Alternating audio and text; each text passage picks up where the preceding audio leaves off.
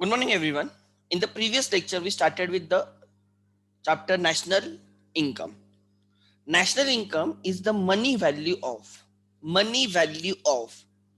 all final goods and services produced in the territory of a country during the year. So you are talking of the territory. Actually, it is not a definition of the national income. It is a definition of the domestic income.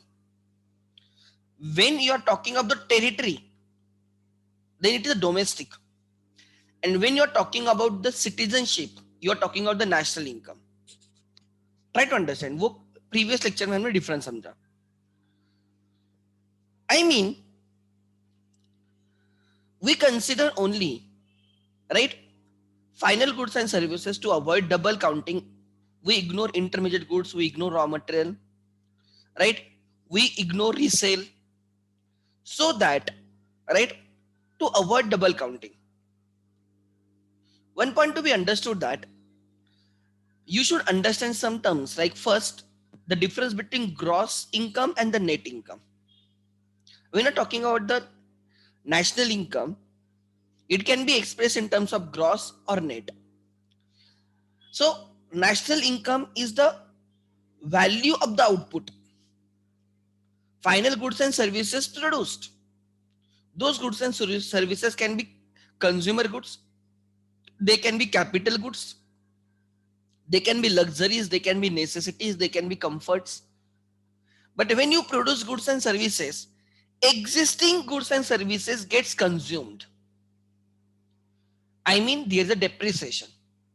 So when you deduct depreciation while calculating national income, you are calculating the net income. So the difference between gross and net is, if you deduct net to find out net, you have to deduct the depreciation. So net income is gross income minus depreciation. Capital consumption जो होता है to produce new goods and services, उस capital consumption को आप बोलते हो depreciation. The second thing, try to understand. The second thing, the difference between national and, right, domestic. When you're talking about domestic, means anything that is produced in the territory of the India is considered as a domestic income. It may be produced by Indians, it may be produced by non-residents of India. Try to understand. NRIs be included. So whatever produced in the territory of the India by residents of India or non-residents of India is included in the domestic income of India. So जब हम domestic की बात करते हैं, हम territory की बात करते हैं, ना कि nationality. Anyone, right, who has contributed in the territory of the India, right, that will be considered as national, like domestic income. On the contrary, when you're talking about the national income, we are not bound to territory. We are bound to citizenship. I mean, right, goods and services created by, produced by residents across the globe is a national income. It may be within the territory or it may be outside the territory. And therefore, हमने last time एक formula derive किया था. National income is domestic income minus export, minus import plus export. Import means the non-residents are providing services in India. We are importing the services. We are importing the goods, example. So import of services, example. And Indians are providing services abroad. That is not included in the domestic income because it is not within the territory. National income में imports are excluded and exports are included. At the same time, we also consider remittance, right? Remittance, receipts and payments. So your national income is domestic income, that is domestic product, plus export minus import, right? Plus receipts minus payments. So ये हमें समझना important है.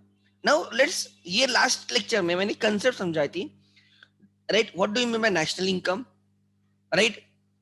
मैंने discuss किया था what do you mean by gross versus net, what do you mean bye domestic versus national. So try to understand, national income is a broader concept. National income is a broader concept, and for a country like India, which is globalized economy, try to understand, for a country like India, which is a global economy, हमारे national income is more relevant than the domestic income, because right, there are many companies which are working abroad, there are many MNCs which are working in the India, many citizens of India who are working abroad at the same time, like not residents are coming in India and they're working here. So you can see this is very common in India because it is a global economy, like there are no trade barriers, right? So try to understand, for country like India, right, national income makes more sense. Again, now let me take you to the chapter.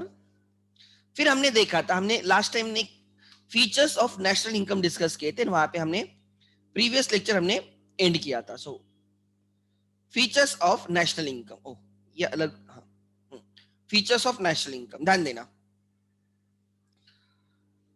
क्या क्या लिखा है अभी हम देखेंगे, ध्यान देना. थोड़ा मैं इंट्रोडक्शन भी अभी ले सकता हूं. National income is one of the most important subject matters of macroeconomics. It is a part of macroeconomics because we are dealing with the aggregates. We are dealing with the income of the nation, economy, and not the individual income. Per capita income is a microeconomic concept. National income is a macroeconomic concept. They are interlinked, obviously. Then it is a subject matter of macroeconomics.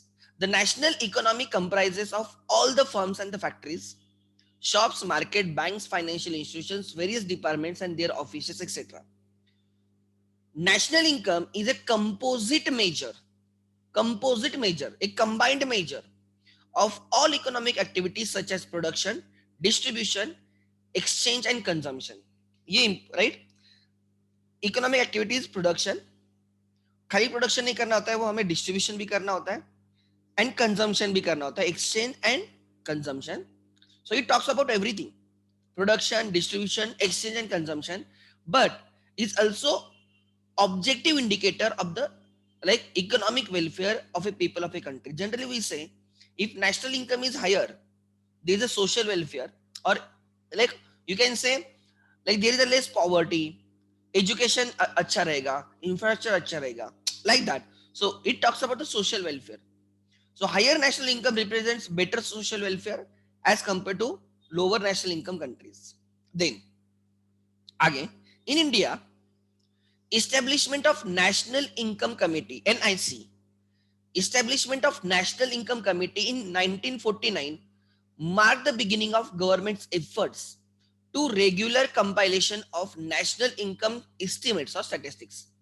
So National Income Committee, right, 1949 में establish की थी to calculate the national income of the right India. At a present, CSO, Central Statistical Organization, compiles and publishes the data on national income and allied aggregates every year. So हमारे लिए आज का important है National Statistical Organization, and CSO, Central Statistical Organization, इसको underline करके रखना. CSO, Central Statistical Organization, compiles and publishes the data. ये objective के लिए रहता है, right, for the national income and other aggregates of the economy. Then in India it is CSO, Central Statistical Organization. This is just a background. Meaning modern economy is a money economy. Hence national income of a country is expressed in terms of money. The total income, if you remember in your 11th, there is a function of the money. One of the function like concurrent function was computation of the national income, right? वहां पे आपने there were three functions. One is primary function, secondary function, third was contingency functions of the money. Contingency functions of the money में first था computation of the national income. So try to understand, वही उन्होंने लिखा है कि national income is expressed in terms of money. In India, it is in rupees. ठीक है. The total income of a nation is called as national income. This is a very common definition. Total income of the nation is national income. In real terms, national income is a flow. It is a flow concept. Flow of goods and services produced in the economy during the year. It is a flow of goods and services. वो हमें समझना भी है. Flow concept है, ये वाली diagram हमें समझना है. नेक्स्ट पेज पे फ्लो कंसेप्ट. ठीक है, आगे next. The following are some of the important definitions, right, of the national income given by like National Income Committee. वो सबसे पहली जो हमारी कमेटी थी National Income Committee 1949 में, right? The National Income Committee was appointed by the government of India in August 1949. ठीक है, with professor जो कोई भी है उनके नाम. Then according to them, right, a national estimate measures, right, the volume of the commodities and services turned out produced, right, during a given period, right, counted without duplication. Means don't consider duplication, so don't consider raw material, don't consider intermediate goods. So they are simply talking about the goods and services produced in the year. Goods and services produced in the year. The definition given by Peake. National dividend. National income is also called as national dividend. अलग अलग नाम है. National income को national dividend भी बोला जाता है, right? National dividend is that part of the objective income of a community, including, of course, income derived from abroad, which can be measured in money. So, ये definition does not talk about, right? ये definition थोड़ी limited हो गई, उससे better definition ही आ गई, right? Income derived from abroad. So you're talking about import export, you're talking about receipt and payment, remittances. Fisher has given definition: national dividend or national income consists solely of services as received by ultimate consumers, whether from their material or from their human environment. So these are the definitions. You are not required to remember these definitions. These are just the definitions compiled by the board. Right, अपनी एक definition जो मैंने पहले लिख के दी, that is ये वाली definition, यहाँ कहाँ पे थी भी मैंने आपको दिखाया था, राइट? वो definition, it is a money value of final goods and services produce in the territory of a country during a given year. ये जो डेफिनेशन है ये वाइडली यूज डेफिनेशन है, ये वाली डेफिनेशन, ये जहां से हमने चैप्टर स्टार्ट किया था. आपको कभी भी नेशनल इनकम लिखना है तो you have to write this definition. This is widely use definition. The money value of all final goods and services produced in the territory of a country during a year. आगे ध्यान देना. Then we understood the features. ये features इसमें से कोई definition में दे. It is a macroeconomic concept. We are dealing with the economy's income. So it is a macroeconomic concept. ठीक है. Value of only final goods and services is considered for avoid double counting. So we ignore the value of intermediate goods, raw materials, etc. Net aggregate value. Net aggregate value means we deduct depreciation. We deduct depreciation. So national income is a net value. Net value, that is after deducting depreciation. Net income from abroad, that is X minus M. Export minus import plus receipts minus payments are also considered in the national income. So it is broader concept than the domestic income. National income includes net income from abroad. Net income from abroad, that is X minus M plus R minus P. Difference between export value and import value, and net difference between the receipts from abroad and payments made to abroad, remittances. ठीक है, आगे. So net income from abroad is also included. Depreciation is excluded. Net income from abroad is included. Then it is always calculated for a financial year, right? That is in India, it is from 1st April to 31st of March. It is a flow concept. It talks about the flow of goods and services that is taking place in the economy. National income is a flow concept as it shows flow of goods and services produced in the economy during a year. Money value, right? We measure, right, in the money terms. National income is always expressed in a monetary terms. It represents only those goods and services which can be exchanged for money, right? So that is money income. Next, आगे. How to know intermediate goods at a various level? यही तो problem है, यही तो problem है। कौन से intermediate goods है और कौन से नहीं है, ये एस्टिमेट करने पड़ते हैं। You are to estimate. ऐसे कोई थंब रूल नहीं है कि ये इंटरमीडिएट गुड्स है और ये नहीं है। No one can give you perfect information. That is the problem. The major problem of the national income accounting is double counting. Whatever figures we get may not be 100% correct. They are never 100% correct. They are estimates. They never say national income is this. They say national income estimates is this. Because there are three methods. All the methods are put together to find out national income. तीनों method use किए जाते हैं, कोई sector के लिए production method, कोई sector के लिए इनकम मेथड, कोई सेक्टर के लिए एक्सपेंडिचर मेथड. उसमें भी राइट हमें अलग अलग चीजें समझने, कभी हम ग्रॉस अप्रोच फॉलो करते हैं, कभी हम net value added method approach follow करते हैं. So it is very difficult. ऐसा नहीं कि हम एग्जैक्टली बोल सकते हैं क्या राइट इंटरमीडिएट गुड्स है और क्या फाइनल गुड्स है. No one can tell you. That is very very difficult. Right, पूरे कंट्री के लिए सोचो कितना डिफिकल्ट होगा. Then circular flow of national income, हमें ये समझना है. This for 5 marks. ये जनरली 4 या 5 मार्क के लिए शॉर्ट नोट में आता है. Circular flow of national income, ध्यान देना मैं क्या बोल रहा हूं. राइट, हमें टू सेक्टर इकोनॉमी समझनी है. मैं क्या बोल रहा हूं, ध्यान देना. राइट, मैं डायग्राम निकालता हूं और बाद में उस डायग्राम पे चलते. ध्यान देना. Circular flow of national income means, हमने बोला national income is a flow concept. How is it is circular flow of national income? Actually इसके 3 वेरिएशंस है या वेरिएंट्स है. एक है two sector economy, 3 sector economy and 4 sector economy. हमारे syllabus में 2 सेक्टर इकोनॉमी है. सो ध्यान देना, we divide economy into 2 sectors. One is household, they are the consumers, or you can say they are the owners of factors of production. Household is owners of factors of production. They are owners of factors of production, FOP. That is, they are the owners of land, labor, capital and entrepreneurs.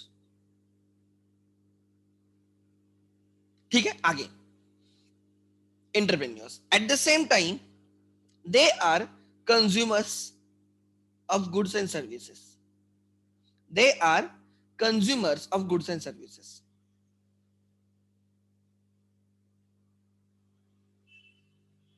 ठीक है, they play dual role.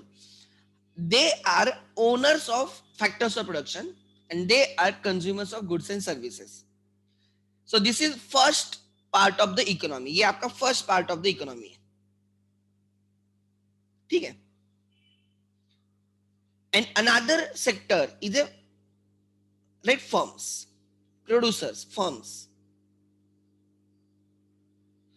So हमने economy को 2 sectors में divide किया हुआ है. Ignore government. The third sector is a government and fourth sector is a like foreign countries. Like हम import export करते हैं, इसमें ये कंसिडर नहीं कर रहे हैं. So ऐसे 4 पिलर या 4 सेक्टर्स में हम पूरे इसको डिवाइड कर सकते हैं. हमारे सिलेबस में सर्कुलर फ्लो 2 सेक्टर का ही है. एक होता है गवर्नमेंट, थर्ड सेक्टर होता है गवर्नमेंट, या थर्ड इसमें एक और डायग्राम आ जाएगी या एक और आ जाएगा, वो रहेगा आपका गवर्नमेंट, एंड एक और आ जाएगा वो रहेगा फॉरेन कंपनीज और like you can say non residents वगैरह. तो वो हम इग्नोर कर रहे हैं. ठीक है, अब भी फिलहाल हमारे सिलेबस में इतना ही है. Then second is firm. They are producers. They produce goods and services using right factor services.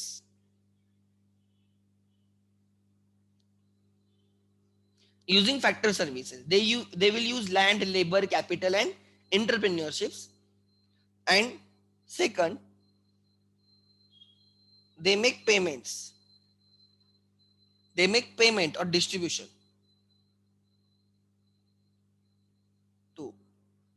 और डिस्ट्रीब्यूशन ऑफ लैंड को रेंट, लेबर को वेजेस, कैपिटल को इंटरेस्ट एंड एंटरप्रेन्योर्स को प्रॉफिट. ट्राई टू अंडरस्टैंड अब मैं क्या बोल रहा हूं. So economy is divided into two sectors, household and firm. Household का रोल समझाया, फर्म्स का रोल समझाया. ट्राई टू अंडरस्टैंड होता क्या है. एक होता है firms gives firms gives factors of production, services of factors of production to the firms. So household, try to understand क्या बोल रहा हूं, ध्यान देना ठीक से. Household gives services of labor, land, capital and entrepreneurship to whom? Firm. Firms produce goods and services using those factors of production and they sell, try to understand, and they sell goods and services to whom? Household. They produce goods and services and sell goods and services to household because household requires goods and services. So household firm को देते goods and service, household firms को देते factor services and firms household को देते goods and services. Obviously, try to understand. Obviously, ये जो factor services दे रहे इसके लिए firms pay factor incomes. Firms makes expenditure, that is factor income, for the owners of factors of production. So firms जिन्होंने land available करवा के दी है, natural resources available करवा के दिए ऑन, अबव और below the surface of earth, उनको firm देगी रेंट. जिन्होंने लेबर अवेलेबल करवा के दिया उनको वेजेस. जिन्होंने कैपिटल अवेलेबल करवा के दिया है, may be capital, money capital और physical capital, plant and machinery, building, computers, vehicles etcetera, उनको रेंट. एंड जिन्होंने एंटरप्रेन्योर स्किल सेट दिया है उनको प्रॉफिट्स. जिन्होंने रिस्क उठाई है उनको profit. So try to understand. Household gives factor services to the firm and in return of that firms makes payment to the household. So can I say it is expenditure of firms which is income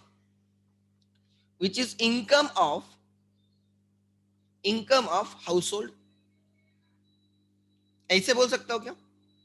Expenditure of firm, it is expenditure of firm which is income of household. Income of household. अब ध्यान देना मैं क्या बोल रहा हूं, please ध्यान देना.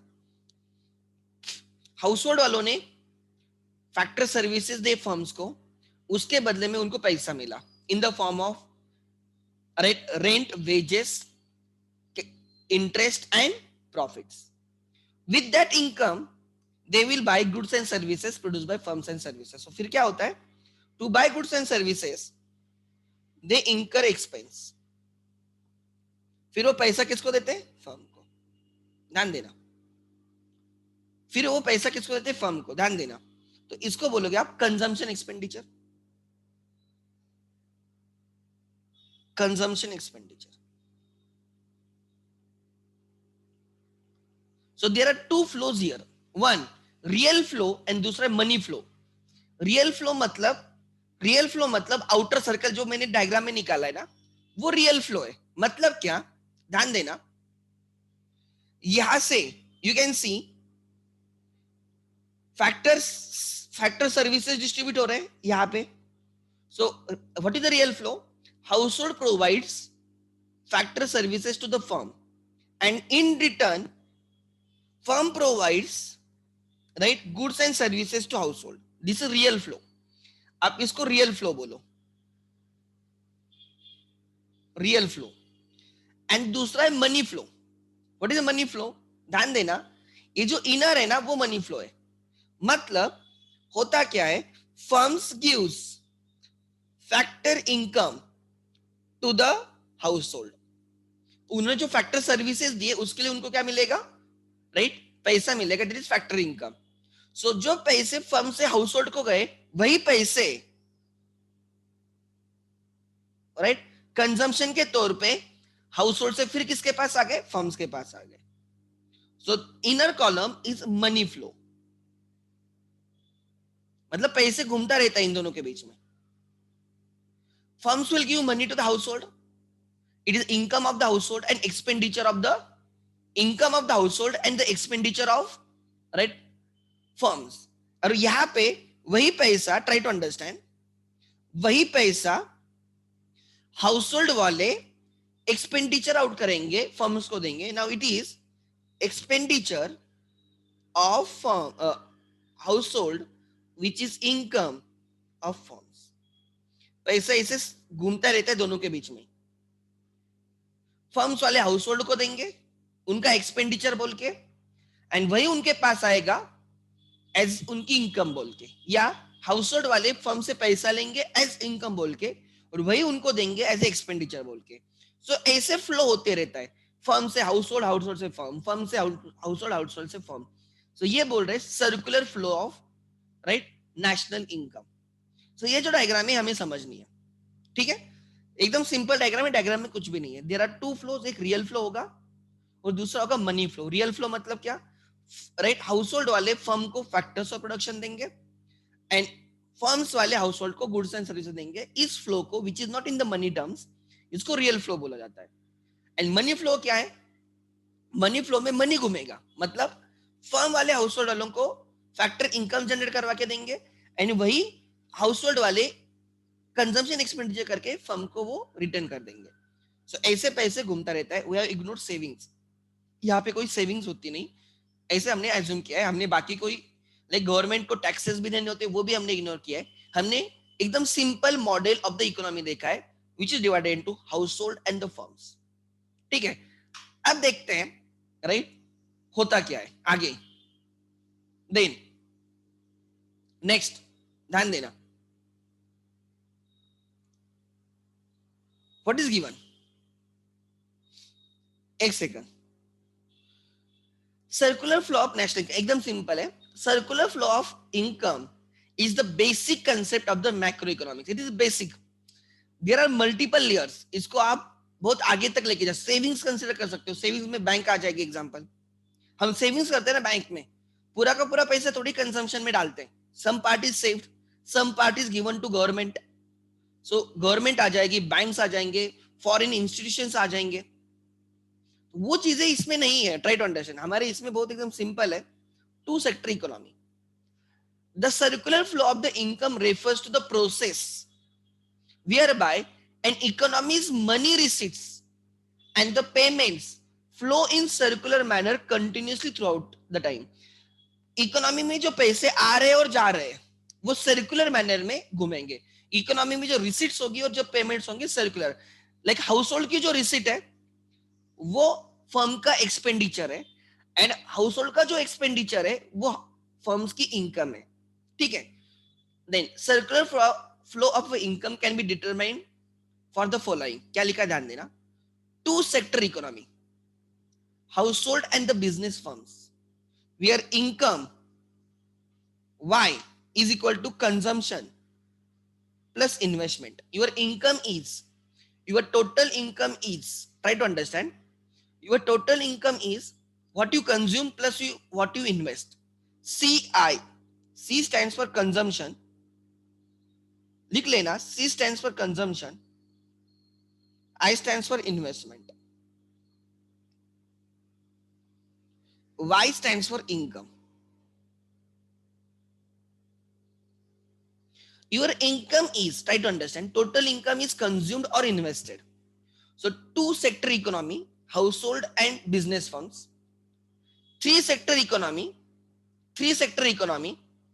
household, business firms and government sector. इसमें जो आपकी इनकम है, ट्राई टू अंडरस्टैंड, आप तीन लोगों में डिस्ट्रीब्यूट होती है। एक कंज्यूम करते हो, I, C stands for consumption, right? I stands for investment, and third G stands for government. Government expenditure.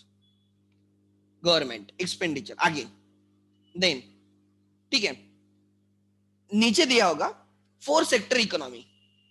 Four sector economy ये आपने सिलेबस में नहीं, खाली इंट्रोडक्शन इतना, राइट? उसमें चार लोग आ गए, आपका हाउस होल्ड आ गया. सी स्टैंड्स फॉर कंजम्पशन, मैं लिख के देता हूं, households, businesses, business invest the money, right? I stands for investments made by the businesses, government, government spending and the foreign sector. So try to understand मैं क्या बोल रहा हूं, ध्यान देना. ये एक्चुअली आपके सिलेबस में प्रीवियस ईयर में एग्रीगेट्स बोल के चैप्टर था. क्या बोल रहा हूं, ध्यान देना, ठीक है? There the chapter name aggregates. Aggregate में एक फॉर्मूला डिराइव करके दिया था उन्होंने, लिख लेना. What was aggregate demand? Aggregate demand, there was aggregate demand function. ये आपके सिलेबस में नहीं है अब भी. There was aggregate demand function. according to that aggregate demand मतलब we're talking about the income. aggregate demand किसी की डिमांड, किसी का लाइक उनका एक्सपेंडिचर रहेगा, किसी की इनकम रहेगी, राइट? कंज्यूमर्स डिमांड कर रहे हैं, वो उनका एक्सपेंडिचर होगा और सेलर्स की इनकम होगी. समझ में आ रहा है? तो एग्रीगेट डिमांड से आप राइट क्या कर सकते हो, नेशनल इनकम से लिंक कर सकते हो. तब एक फॉर्मूला था y is equal to aggregate income, national income is equal to C plus I plus G plus X minus export minus import plus receipts minus payments. ये फॉर्मूला था. ये लास्ट ईयर तक इसको आपको डिराइव करने का formula था, वो चैप्टर पूरा डिलीट कर दिया एग्रीगेट्स बोल के. C stands for consumption expenditure. जो हाउस होल्ड एक्सपेंडिचर करते हैं उसको बोलते हैं कंजम्पशन एक्सपेंडिचर. लिख लेना, consumption expenditure.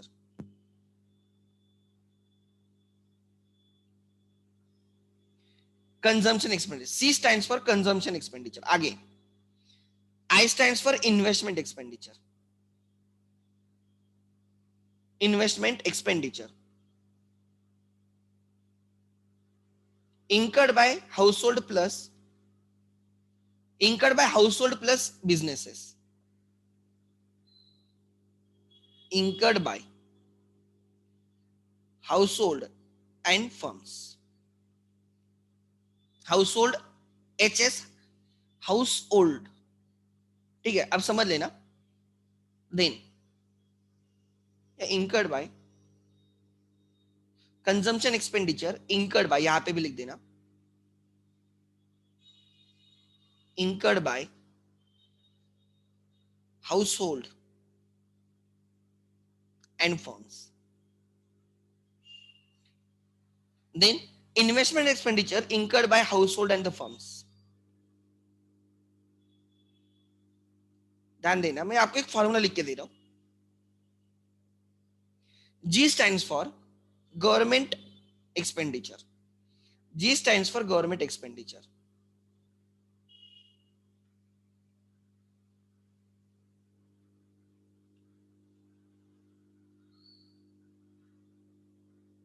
G stands for government expenditure on consumption and investment. Consumption and investment. Then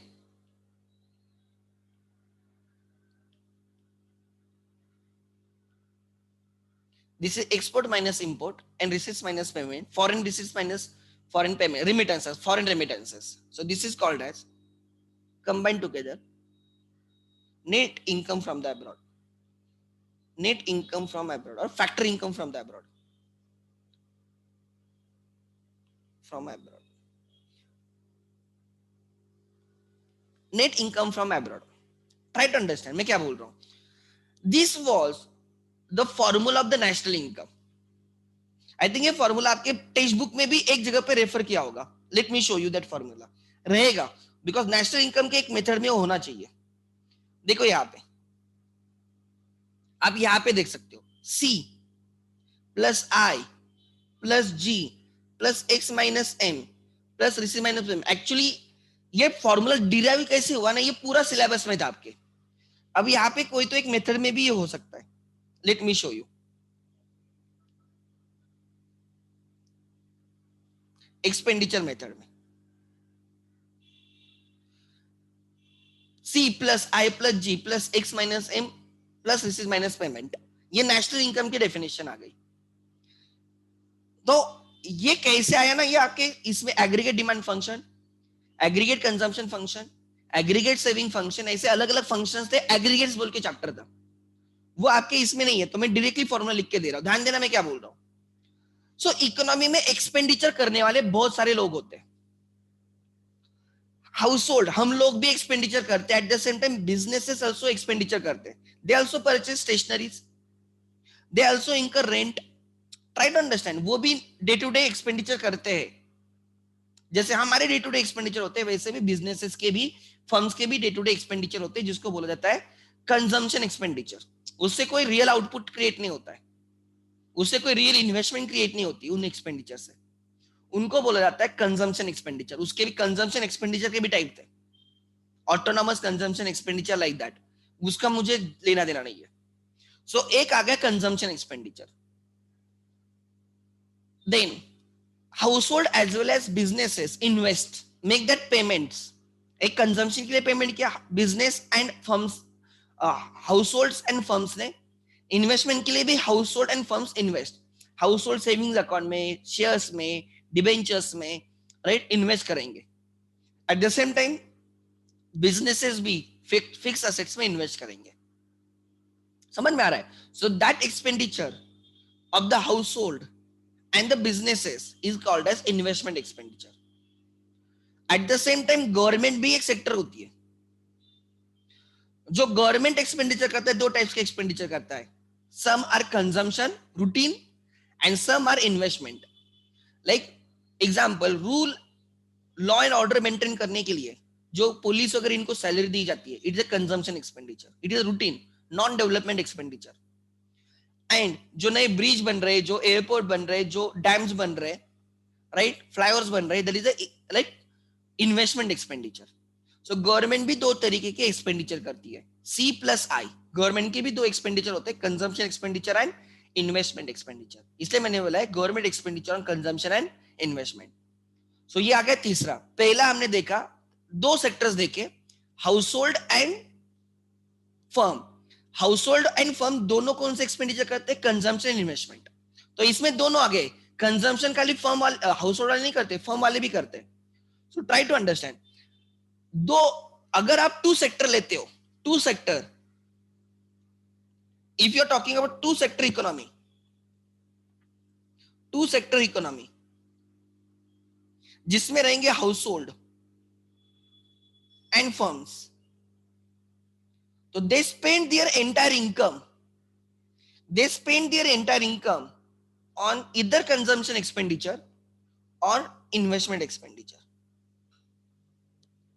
It is income of the household and the businesses. So they spend their income on consumption expenditure and investment expenditure. ठीक है? If you are talking about three sector economy जिसमें government आता है, three sector economy, इसमें government भी आता है, try to understand. इसमें हाउस होल्ड रहेगा, ठीक है, इसमें फर्म्स रहेंगे, और इसमें गवर्नमेंट भी आ जाएगा, एंड गवर्नमेंट।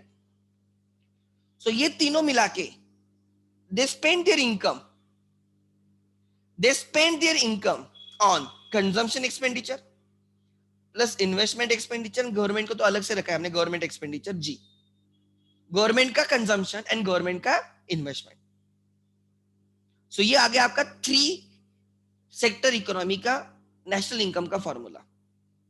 अगर आप फोर सेक्टर मान के चलते हो, फोर सेक्टर इकोनॉमी, इसमें फॉरेन सेक्टर भी आएगा, इसमें आएगा हाउस होल्ड तो रहेगा ही रहेगा, फर्म्स भी रहेंगे, गवर्नमेंट भी रहेगा, and at the same time foreign sector. Foreign sector, ध्यान देना।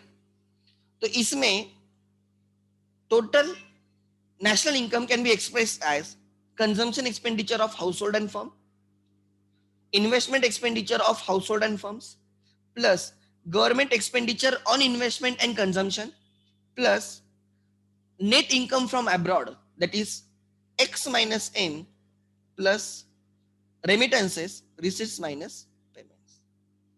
तो ऐसे आ गए, और ये एग्रीगेट चैप्टर से डिराइव किया था एक्चुअली। आप बोलोगे सर ये फॉर्मूला कहां से आया, इसका डेरिवेशन है, एक पूरा चैप्टर था, try to understand, proper diagrams वगैरह थे। बट अब डायरेक्टली ये फॉर्मूला याद रखना, इकोनॉमी में 4 सेक्टर्स होंगे, ग्लोबल लाइक आप 4 सेक्टर्स रहेंगे, इंडिया इकोनॉमी देखते हो 4 सेक्टर्स में डिवाइड होगी, house hold, firms, government and foreign. समझ में आ रहा है? सो हाउस होल्ड का एक्सपेंडिचर प्लस फर्म्स का एक्सपेंडिचर प्लस गवर्नमेंट का एक्सपेंडिचर प्लस फॉरेन वालों का, फॉरेन सेक्टर का, राइट। किसी का एक्सपेंडिचर किसी की इनकम होती है, ये समझ लेना। सो अगर हम एक्सपेंडिचर कैलकुलेट कर रहे हैं मतलब ही इनकम कैलकुलेट कर रहे हैं, किसी का एक्सपेंडिचर किसी की इनकम होगी। If you find out total expenditure, आपको टोटल इनकम भी पता चलेगी, लॉजिकल है, because expenditure income are the same, इसलिए मैं एक्सपेंडिचर बात कर रहा हूं, राइट। सो मैं क्या बोल रहा हूं, ध्यान देना। अगर आपको नेशनल इनकम ढूंढनी है यूजिंग एक्सपेंडिचर मेथड, जो वन ऑफ द मेथड है, ये फॉर्मूला मिलेगा आपको, expenditure bye house hold, right, plus expenditure of the invest firms, plus तो इन दोनों के एक्सपेंडिचर सी प्लस आई होता है, because firms and household incur some consumption expenditure and investment expenditure। फिर गवर्नमेंट भी एक्सपेंडिचर करती है, तो गवर्नमेंट के एक्सपेंडिचर अलग रख दिए हमने पूरे, they are of 2 types, consumption and investment only, but उनको सी एंड आई में ऐड नहीं किया, उसको अलग ही रख दिया जी।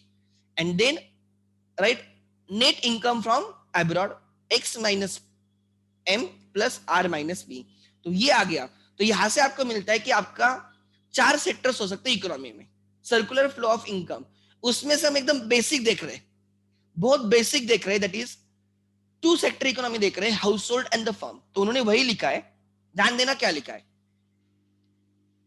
ध्यान देना यहां पे, let me take you, circular flow of income can be determined for the right following, first 2 sector economy के लिए, which is very basic, right, your national income is equal to C plus I, or circular flow of income is equal to C plus I, consumption expenditure and investment expenditure। 3 sector economy में 3 लोग आ गए, household, firms and government sector, consumption expenditure, investment expenditure and government expenditure। C मतलब consumers नहीं, expenditure है, I मतलब firms नहीं, investment expenditure, G मतलब government का expenditure। आगे 4 सेक्टर में, राइट, क्या क्या आ गया, यहां पे एक और होना चाहिए, ये कंप्लीट नहीं एक्चुअली, यहां पे एक होना चाहिए, रिसीट्स माइनस पेमेंट्स, ये भी होना चाहिए, receipts minus payments, right. Government and foreign sector भी आ गया। The circular flow of goods and money in the 2 sector economy, 2 sector model, हमारे सिलेबस में 2 सेक्टर मॉडल है, तो हमें वो समझना है। यही डायग्राम थी जो मैंने अभी निकाली, ध्यान देना। There are 2 sectors, household and the firms, आपको यहां से लिखना है, right. There are 2 sectors, household and firms, ध्यान देना। It is divided, right, it divides the diagram into 2 parts, household and the firms। The upper half represents factor market, ये factor market की बात कर रहे हैं। फैक्टर मार्केट मतलब क्या, household gives factor services to the right firms and firms gives right factor income to household, मतलब ये फैक्टर मार्केट आ गया। फैक्टर मार्केट में क्या डील होगा, factors of services, factors of production. Factor market में क्या होगा, अच्छा ध्यान देना, मैं आपको बोलता हूं, देयर आर 2 मार्केट्स, ध्यान देना। एक होता है फैक्टर मार्केट एंड दूसरा होता है goods and services market. Who is a seller in the factor market? Household. They sell goods and services. Who is the seller in the factor market? Household. ये छोटी छोटी चीजें हैं, ये सिलेबस में लिखी नहीं है, आपको समझना है। फैक्टर मार्केट में market can be divided into many types. खाली ये दो मार्केट्स नहीं, बहुत सारे टाइप्स है मार्केट के, ठीक है। तो उसमें से एक बोल रहा हूं फैक्टर मार्केट, ध्यान देना। Who are the sellers in the factor market? Household. And who are the buyers in the factor market? Firms. And इसमें डील क्या होता है? फैक्टर्स ऑफ प्रोडक्शन, ठीक है। बाय सेल क्या होता है? Factors of production. Household sells factor services and in return firms give them factor income, ठीक है। आगे गुड्स एंड सर्विसेज मार्केट में who are the sellers? Firms are the sellers, they sell goods and services. Who are the buyers? Household is the buyer. And इसमें deal क्या होता है? Goods and services, इसलिए उसको गुड्स एंड सर्विसेज मार्केट बोला जाता है। So firm sells goods and services and in return they earn the income which is the expenditure of the right household. So there are two markets. तो factor market, ये जो ऊपर का जो हमने डायग्राम निकाली थी, this upper portion, try to understand, ये जो अपर पोर्शन है, let me use some different colour, ये जो अपर पोर्शन है, दिस रिप्रेजेंट्स फैक्टर मार्केट। क्यों फैक्टर मार्केट? बिकॉज उसमें ध्यान देना, मैं क्या बोल रहा हूं, उसमें डील क्या हो रहा है? फैक्टर्स ऑफ प्रोडक्शन डील हो रहे हैं between household and firms. Household sells right factors of production to the firms, and return firms makes them payment. So this is factor market, and below portion is your goods and service market. अब देखो क्या लिखा है, चलो type यहां पे आ जाए, right. The upper half represents the factor market, right, and the lower half represents commodity market or goods and services market. The lower half represents commodity market. Commodity market में goods and services deal होते हैं for exchange of money or money's worth. So it is commodity market. Commodity market, ठीक है, market, commodity market, ठीक है। आगे sir उल्टा होगा तो चलेगा? चलेगा, मुझे कोई प्रॉब्लम नहीं। लाइक आपने फैक्टर मार्केट नीचे दिखाया, कमोडिटी मार्केट ऊपर दिखाया, मुझे फर्क नहीं पड़ता। सर्कुलर फ्लो है, वो घूमता ही रहेगा, बट आपको जो भी आपने डायग्राम निकाली है वो ठीक से निकालो। सर ऐसे होगा तो जो आपने आउटर फ्लो दिखाया वो हमने इनर में दिखाया और इनर आउटर में दिखाया, तो चलेगा क्या? चलेगा, कुछ भी चलेगा।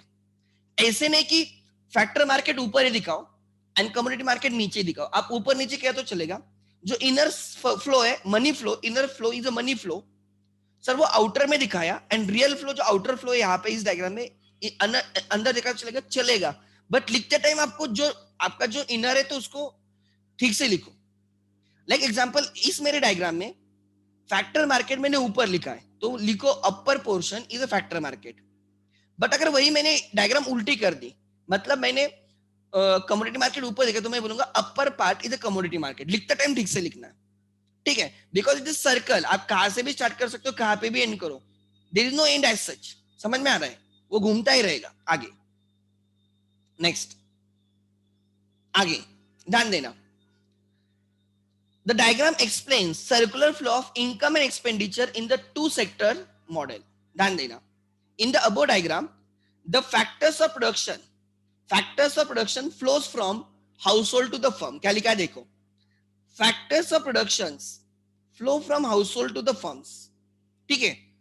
The firms use these factors of production to produce goods and services required by the household. Thus goods flow from household to the firms, right, and therefore क्या लिखा है उन्होंने, एक second, right, therefore, right, the firms use these factors to produce goods and services required by the household. Thus goods flow from household to the firms and from firms, right, back to the household. It is called as product flow. इसको क्या बोला जाता है? Real flow और product flow. मैंने real flow बोला था, last year तक हम उसको रियल फ्लो बोलते थे, अब आपके इसमें लिखा है it is right product flow, तो यहां पे लिखो प्रोडक्ट फ्लो। रियल फ्लो और product flow. Product flow, last year तक हम उसको रियल फ्लो बोलते थे, now it is product flow. ठीक है, प्रोडक्ट फ्लो ध्यान देना. सो पहले उन्होंने प्रोडक्ट फ्लो एक्सप्लेन किया. मतलब उन्होंने बोला हाउस होल्ड से फर्म को फैक्टर्स ऑफ प्रोडक्शन मिलते हैं. With that, firms produce goods and services and gives back and sells those goods and services to household. So ये जो फ्लो हो रहा है हाउस होल्ड से फैक्टर्स ऑफ प्रोडक्शन का फर्म का, एंड फर्म से goods and services to household, ये आ गया आपका प्रोडक्ट फ्लो और रियल फ्लो. आगे नेक्स्ट, अब उन्होंने इनसाइड सर्कल एक्सप्लेन किया होगा, ध्यान देना. In the same way money flows from firms to the household in the form of factor payments such as rent, wages, interest and profits. इसकी बात कर रहे हैं.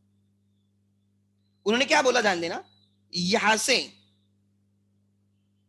राइट यहां पे गए. So they have paid right rent etc. So it is factor incomes are generated and then household use this income to purchase goods and services. So इसी पैसे से they buy goods and services from whom? Right? From businesses and make the payment. Consumption expenditure करते हैं. Thus money flows from firms to the household and from household to the household back to the firm. It is called as money flow. So उन्होंने एक पहले real flow explain किया, फिर money flow explain किया. तो आप भी वैसे ही करना है. आपको लिखते टाइम क्या लिखना है, पहले ये लिखना है the economy is divided into two sectors, household and the firms. पहले explain करो household. They are the owners of factors of production, right? And they are the consumers who buy goods and services. Similarly, firms को explain करो. Firms are the producers of goods and services. They buy factor services to produce goods and services, and they make factor payments or they generate factor income to the household. ये लिखना है. उसके बाद आपको explain करना है real flow और product flow. उसमें आपको लिखना है factors of production, household gives factors of production to the firms and firms gives right goods and services to the household. इसको बोला जाएगा प्रोडक्ट फ्लो. और फिर आपको एक्सप्लेन करना है मनी फ्लो. मनी फ्लो में क्या लिखोगे आप, फर्म्स गिव्स फैक्टर पेमेंट्स और factor incomes to the household. With that income household buys goods and services and gives that income in the way of consumption to the firm. तो ऐसे आपको explain करना है. एक उन्होंने एक्सप्लेन किया commodity flow और दूसरा उन्होंने और प्रोडक्ट फ्लो और दूसरा एक्सप्लेन किया money flow. In the circular flow of income उन्होंने एंड कैसे किया ध्यान देना. In a circular flow of income production generates income which is converted into expenditure. Production, firms produce goods and services, वो produce करने के लिए they have to hire the services of factors of production. So वो जो production कर रहे हैं उसकी वजह से राइट इनकम जनरेट हो रहा है और वही बाद में एक्सपेंडिचर भी हो रहा है. वो जो इनकम है they will distribute the income to the owners of factors of production, that is household, which in turn will use their income to buy goods and services which will become expenditure. आगे which is converted into expenditure. मतलब income gets converted into expenditure, expenditure again gets converted into income.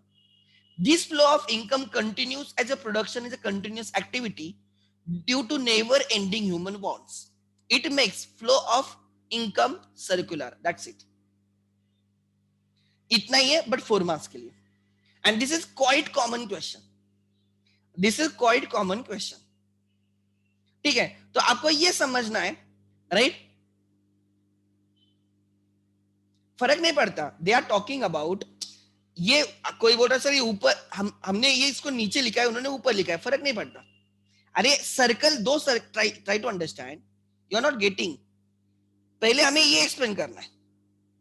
Suppose ये वाला एक circle है, explain करना है और फिर हमें अंदर का सर्कल एक्सप्लेन करना है. उसमें फर्क नहीं पड़ता. आप कैसे भी लिखो, सर्कल है यार. सर्कल कहां से भी स्टार्ट हो सकता है, कहां से भी एंड हो सकता है, उतने तो समझ में आना चाहिए. ठीक है, कोई फर्क नहीं पड़ता. जनरली मैं जब भी डायग्राम निकालता हूं तो मैं एक ही साथ दिखाता हूं कि मैं ऐसे फ्लो दिखाता हूं. लाइक ऐसे मैं यहाँ पे फैक्टर्स ऑफ प्रोडक्शन दिखाया तो उसके नीचे उसकी इनकम दिखा दी. मैंने यहाँ पे गुड्स एंड सर्विस दिखाया तो मैंने वहां पे उसका एक्सपेंडिचर दिखाया. You can do whatever in the text book, फर्क नहीं पड़ता, इट्स सेम। उन्होंने मिक्स नहीं किया है, उन्होंने एक एक एक्सप्लेन किया है। पहले वो जो ग्रीन वाला है ना मेरे आउटर सर्कल, उन्होंने वो एक्सप्लेन किया है, फिर जो मैंने येलो में निकाला है ना वो एक्सप्लेन किया है। सो मेरे हिसाब से वो फर्क नहीं पड़ता, टू बी वेरी फ्रैंक, ठीक है। अरे अपर पोर्शन में they are not talking about this. अगर आप बोलते हो कि upper portion is upper portion, मतलब वो ग्रीन की बात कर रहे हैं, इसकी बात कर रहे हैं, दिस ग्रीन अपर पोर्शन मतलब इसकी बात कर रहे हैं। अगर आप फैक्टर मार्केट की बात करते हो, मैंने यहां पे क्या लिखा है, फैक्टर मार्केट में firms buys factors of production and seller household sells, उसके बदले में फिर क्या मिलना चाहिए, उसके बदले में फैक्टर इनकम जनरेट होनी चाहिए। तो यहाँ पे फैक्टर इनकम ही होनी चाहिए। अगर आप उनका पूरा, इस पूरे को अगर आप ये पूरा जो ऊपर के दो आपके लाइंस दिख रहे हैं ना, ये दो ऊपर के फ्लोज, ये पूरा वो नहीं बोल रहे फैक्टर फ्लो फैक्टर मार्केट है, वो खाली ऊपर के इसको बोल रहे। फैक्टर मार्केट में होता क्या, try to understand. Factor market में household sells, household वाले सेल करते factors of production, and firm वाले फैक्टर पेमेंट देते। तो फैक्टर पेमेंट साथ में आना चाहिए, फिर उनकी डायग्राम रॉन्ग है, फिर उनकी डायग्राम रॉन्ग है। एंड मनी रेट जो आपका कमोडिटी मार्केट होता है, उसमें firm sells goods and services, and उसके बदले में राइट हाउस होल्ड इनका कंजम्पशन एक्सपेंडिचर, उनकी डायग्राम फिर रॉन्ग होगी। They are not talking about the entire flow, मतलब ये ऊपर का ये नहीं बात कर रहे वो, चाहे तो मैं ऐसे लिखता हूं, अगर उनके जैसे आपको लेना है तो they are talking about this. Let me show you, they are talking about this. And जब ये कमोडिटी मार्केट की बात कर रहे हैं, they are talking about only this. अब कंफ्यूजन क्लियर हो जाएगा आपका, ठीक है। आगे कॉमन सेंस शुड प्रिवेल रे। अगर आप इसको पूरे को उनके जो मॉड्यूल में या जो टेक्स्ट बुक में, अगर आप इसको पूरे को फैक्टर मार्केट बोलते हो, कैसे करेक्ट रहेगा? फैक्टर मार्केट में यहां पे लेबर आ गया, तो उस लेबर के बदले में क्या कंजम्पशन एक्सपेंडिचर होता है क्या? अगर ये लेबर सर्विसेज दे रहे तो इनको वेजेस मिलना चाहिए। ये कैसे होगा फैक्टर मार्केट फिर पूरा का पूरा? और ये कैसे होगा कमोडिटी मार्केट पूरा का पूरा?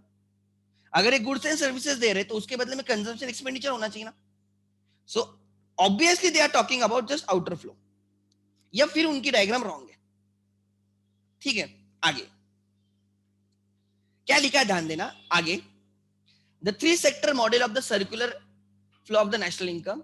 Under three sector model, government sector is added right along with the existing two sectors, household and business. Fourth sector में they also add right foreign sector along with household, firms and government, ठीक है। So ये समझना important है मेरे हिसाब से। The most appropriate diagram is this. आप कहाँ पे भी सीए के फाउंडेशन लेवल पे नहीं है, बट अगर आप इंटर लेवल पे जाते हो, इंटर लेवल पे you will find diagram like this. Okay, किसी का क्वेश्चन है? अच्छा, लेट मी टेक। हाँ बोल रहे, हाँ let me take the question now. हाँ बोलो। हाँ आर्यन। Hello, sir. हाँ So I had one doubt. I didn't got one concept. When household saves a part of their factor income, they would be investing in static investments or banks. So won't it affect the circular flow of or by contracting the economy? क्या क्या क्या नहीं समझा, तेरा question ही नहीं समझा मुझे। क्या? So the household saves a part of their factor income, or they invest that in static investment like golds or banks. So won't it affect the circular flow? So we are Like not considering, मैंने वही बोला, we are not considering that. Like हम example जो तू consumption expenditure और investment expenditure की बात करता है, बैंक वाले पैसे फिर किसको देंगे? फर्म्स को ही देंगे ना। बैंक वाले पैसे किसको देंगे भाई? फर्म को ही देंगे। Firms will get that money. हम लोग क्या करेंगे, बैंक में पैसे रखेंगे हाउस होल्ड वाले, और banks will lend that money to the firm. मतलब फिर पैसा किसके पास गया? फर्म के पास ही गया ना। so वो तो एंड फाइनेंशियल मार्केट डिपेंड करता है ना. अरे फिर बैंक किधर गए? बैंक फर्म्स में नहीं आएंगे तो किस में आएंगे? Bank is also giving services ना।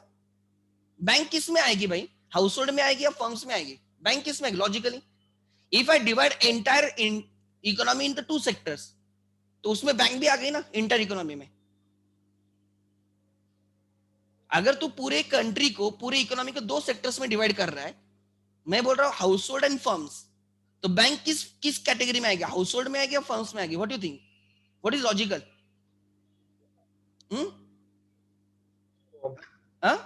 किस में आएगी बैंक्स? Firms. फर्म्स में. But तो it is a different sector, no? Who से डिफरेंट Bank. सेक्टर? हु से It's डिफरेंट just सेक्टर? मैंने considered as मैंने bank. लिखा क्या है? मैंने लिखा क्या है? Economy is divided into two sectors. मैंने लिखा क्या है? Economy is divided into. Banks are not firms, banks are not service providers, banks are not businesses. अब बैंक देखो ना, बैंक को हम पैसे देते हैं, राइट? हम कैपिटल देते थे कि बस इंटरेस्ट तो फ्लो हो रहा है ना, हम उनको पैसे दे रहे हैं, वो हमें पैसे दे रहे हैं, वो थोड़ा पैसा बिजनेसेस को दे रहे हैं. सो हम इकोनॉमी को दो सेक्टर्स में डिवाइड कर रहे हैं, उसमें सब कुछ आ गया, उसमें एवरीथिंग. Try to understand. फिर उसमें रिलायंस वाले यहां पे बैठेंगे, रिलायंस वाले यहां पे बैठेंगे फर्म्स के लिए. इन सम रिस्पेक्ट रिलायंस वाले हाउस होल्ड में भी बैठेंगे. दे आल्सो इंकर सम कंजम्पशन एक्सपेंडिचर, दे आल्सो इंकर सम कंजम्पशन एक्सपेंडिचर. ऐसे नहीं कि हमेशा वो फर्म्स में बैठेंगे, डिपेंड्स आप किस टाइप का एक्सपेंडिचर करते हो. Try to understand. Firms also incur consumption, routine expenditure and investment expenditure. अब एग्जांपल मैं बोलता हूं, अगर प्योर सेंस में देखना है, banks are firms, they are providing the services. CS falls under firms, right? Your colleges falls under firms. हमने पूरे इकोनॉमी को दो इसमें डिवाइड किया, दो से ज्यादा एक भी सेक्टर नहीं है. और banks sits under like firms. हम बैंक में पैसे रखते हैं, बैंक हमें इंटरेस्ट देती है, वही पैसा बैंक फर्म्स को देता है, लेंड करता है, एंड उसके बदले में इंटरेस्ट चार्ज करता है. So again money is flowing circular way only. Bank is not separate sector. Banks is a part of the firms. Try to understand. ठीक है, वही मैं बोल रहा हूं, किसी की इनकम किसी का एक्सपेंडिचर होता है, एंड किसी का एक्सपेंडिचर किसी की इनकम होती है. पैसा इकोनॉमी में ही घूमता रहता है. ठीक है, सो ये समझना इंपॉर्टेंट है. और वैसे भी there is no sector with a bank. Try to understand. चार ही सेक्टर मॉडल है अभी तक जो एग्जिस्टिंग, जो पॉपुलर है. एक सेक्टर जो बेसिक मॉडल है जो आपके सिलेबस में, in inter CA inter you will learn the 3 sector model and 4 sector model.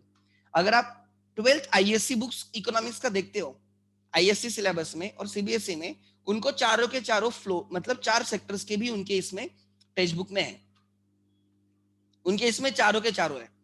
But bank sits under firms. अगर वही फॉरेन बैंक लेके चल, आपने फॉरेन से बोरोइंग्स की है, एंड अगर आप 4 सेक्टर में जाते हो, वही बैंक फॉरेन इसमें बैठेगा, फॉरेन सेक्टर में. So we have to understand. ठीक है, आगे. So money flows in a circular way. ठीक है, savings is also kind of investment. It is investment expenditure.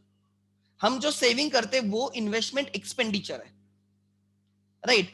और बैंक उस पर हमें इंटरेस्ट देगी, एंड वही इंटरेस्ट से हम गुड्स एंड सर्विसेज परचेस करेंगे, वी विल अगेन री invest.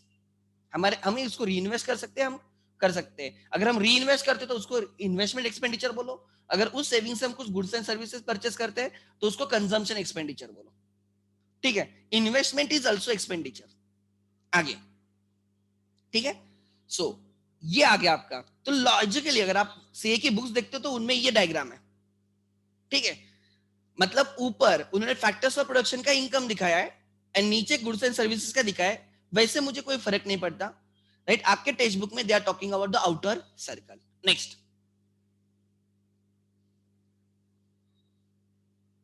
Right? Gold. If you invest in the gold, try to understand, it is investment expenditure. If you invest into gold, it is investment expenditure. ठीक है, एक अलग chapter था, मैं वही बोल रहा हूँ, एग्रीगेट बोल के चैप्टर था. अगर आपको चाहिए तो go and purchase old book ABC में, वहां पे आपको सब चीजें मिल जाएगी, राइट? वो 16 मार्क्स का चैप्टर था, दे डिलीटेड इट. ठीक है, गोल्ड हो, कुछ भी हो, बॉन्ड्स हो, कुछ भी हो, दे आर इन्वेस्टमेंट एक्सपेंडिचर. ठीक है, अब वही गोल्ड, राइट, जो डीलर है, ट्राई टू अंडरस्टैंड, वो उसको इन्वेस्टमेंट नहीं बोलता. आगे, next. It's not that simple. जितना टेक्स्ट बुक में उतना भी सिंपल नहीं है. आगे. सो ये आ गया आपका कौन सा? Circular flow. 2 way circular flow मैंने लिया, household and the firms. ठीक है, आगे. So what you have to explain, what do you mean by household, what do you mean by firms, then you have to explain the outer, like पहले आपको कौन सा flow समझाना है, product flow और real flow.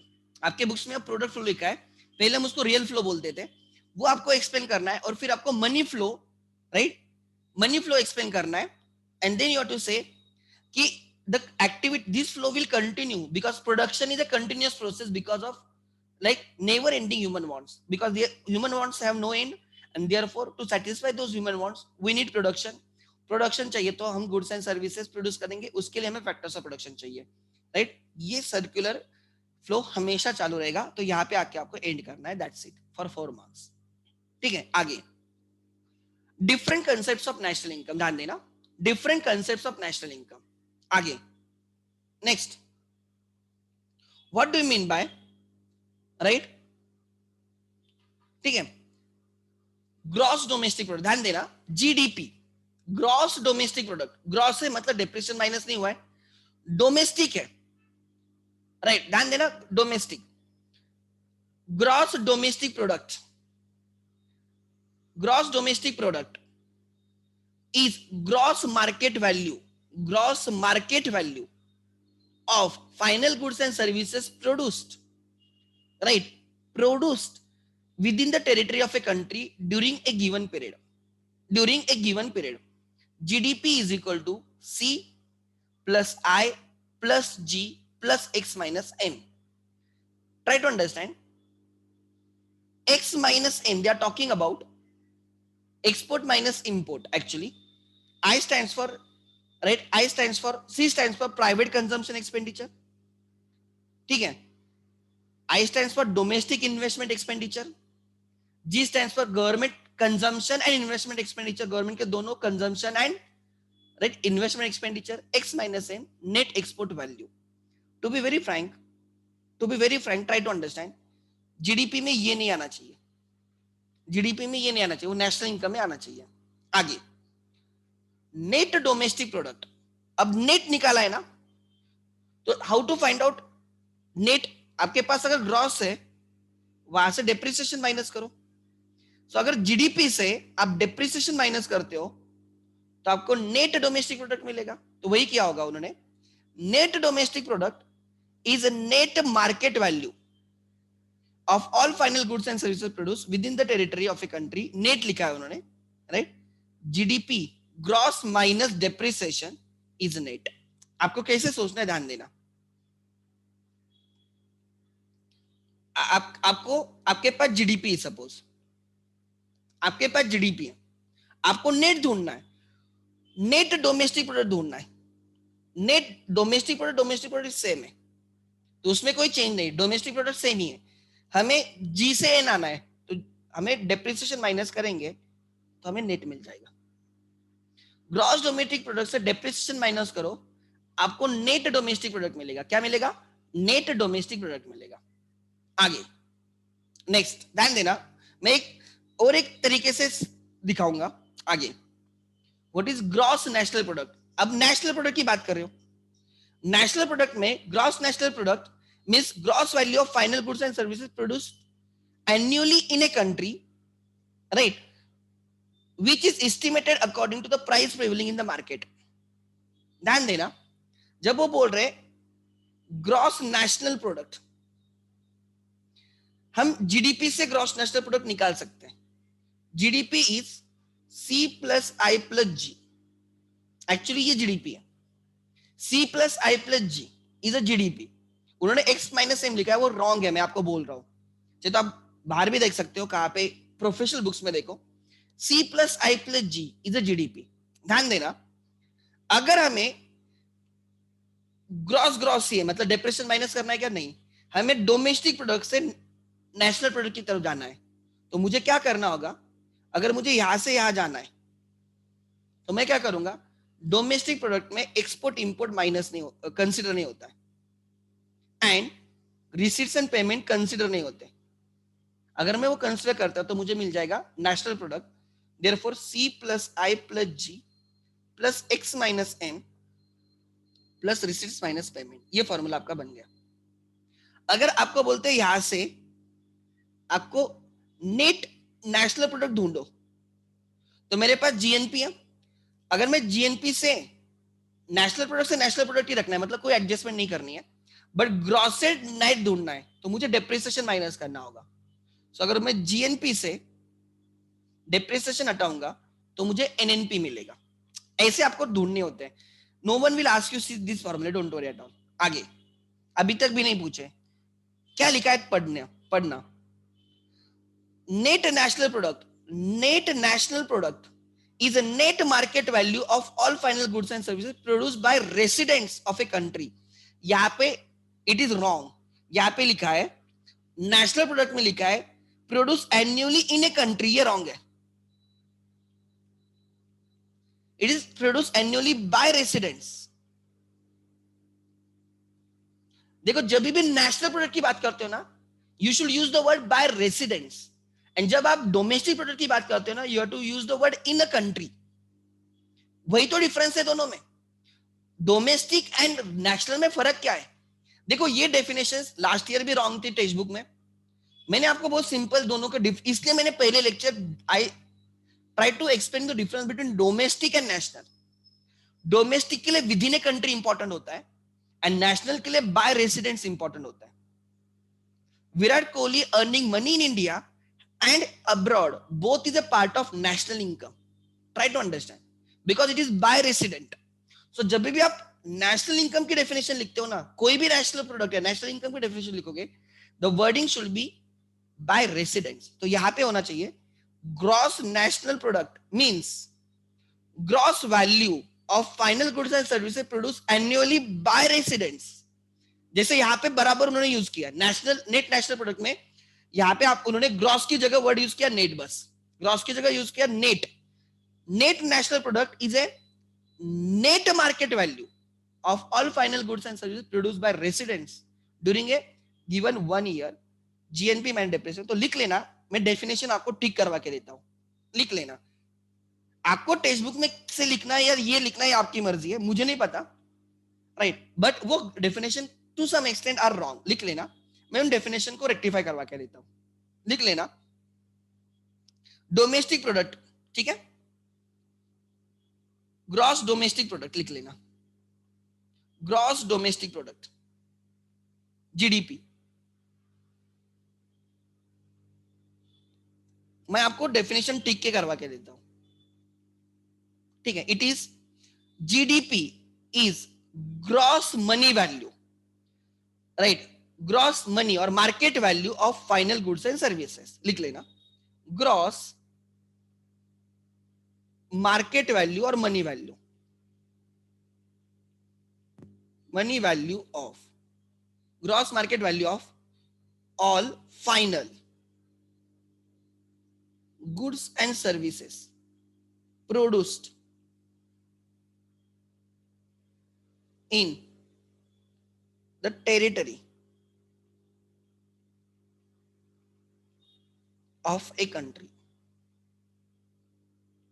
With in a year. Within year हर definition में आएगा, विद इन ए ईयर।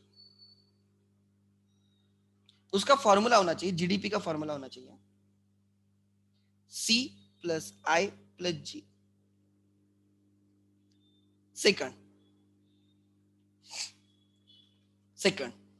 आगे नेक्स्ट, फिर उन्होंने लिया है नेट डोमेस्टिक प्रोडक्ट, ठीक है, नेट डोमेस्टिक प्रोडक्ट एनडीपी, ये जीडीपी है, अब एनडीपी कर रहे हैं, नेट डोमेस्टिक प्रोडक्ट। डेफिनेशन में खाली एक चेंज होगा, ग्रॉस की जगह नेट लिखेंगे, is net market value of goods and services produced in, copy paste कर सकता हूं मैं, ठीक है,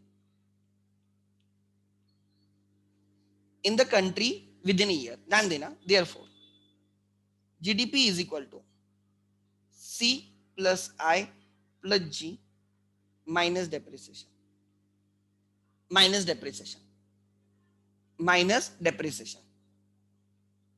ठीक है। और जीडी सॉरी ये जी नहीं एन होना चाहिए ना, नेट निकाल रही ना, नेट और जीडीपी माइनस डेप्रिसिएशन, जीडीपी से डेप्रिसिएशन माइनस करो, you will get right net domestic product. तीसरा लिख लेना आगे, राइट। नेक्स्ट, क्लियर है? आगे फिर लिखेंगे तीसरा, जीडीपी आ गया, एनडीपी आ गया। अब हमें जीएनपी समझना है, gross national product. Gross national product,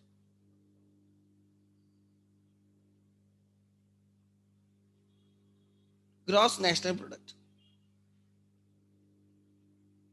उनकी डेफिनेशन में लेता हूं, उसमें थोड़े चेंजेस करता हूं।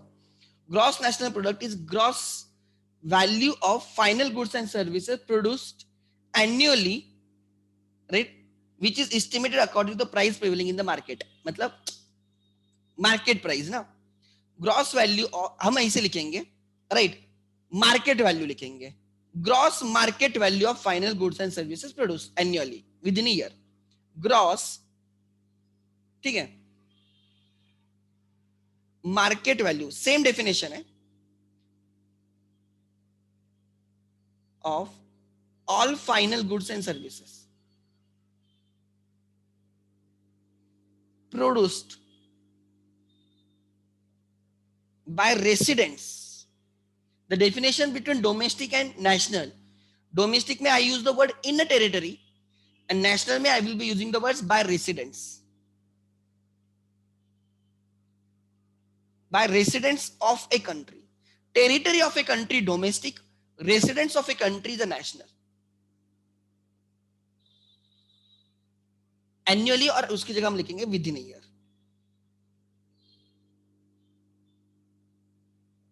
ठीक है, within year. So gross national product is equal to gross domestic product plus net income from abroad. Net income from abroad, net income from abroad, that is GDP is equal to, ठीक है, ध्यान देना, ठीक है, ध्यान देना, GDP is equal to GNP is equal to GDP plus X minus M plus receipts minus payment, that is C plus I plus G plus X minus M plus receipts minus payments. ये आ गया आपका GNP का formula.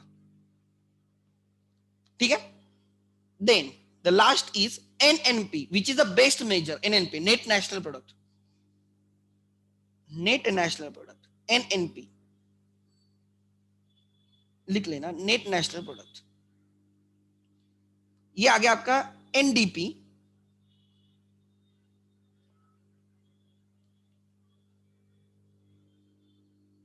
Then फिर आ गया GNP, GNP, और last वाला आ गया NNP. NNP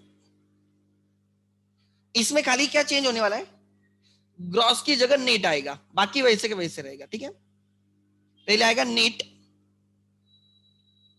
market value of goods and services of all final goods and services produced in a country within a year।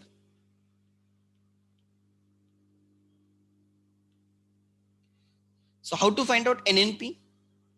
Net national product is equal to, I can say GNP, gross national product, minus depreciation, minus depreciation। What is GNP? C plus I plus G plus X minus M plus receipts minus payments, foreign receipts minus foreign payments minus depreciation। ये definition actually आपके book में होनी चाहिए। ठीक है, gross मतलब they have not deducted depreciation, मतलब जो गुड्स एंड सर्विसेज बन रहे हैं वो बनाने के लिए जो existing goods and services use हो रहे हैं, जो कंजम्पशन हो रहा है, कैपिटल कंजम्पशन हो रहा है, वो माइनस नहीं किया है। बट नेट के टाइम हम वो डेप्रिसिएशन को भी कंसिडर करेंगे, वो माइनस करेंगे, मतलब नेट एडिशन देखेंगे। नेट इनकम मतलब नेट एडिशन, ग्रॉस इनकम मतलब gross addition of goods and services.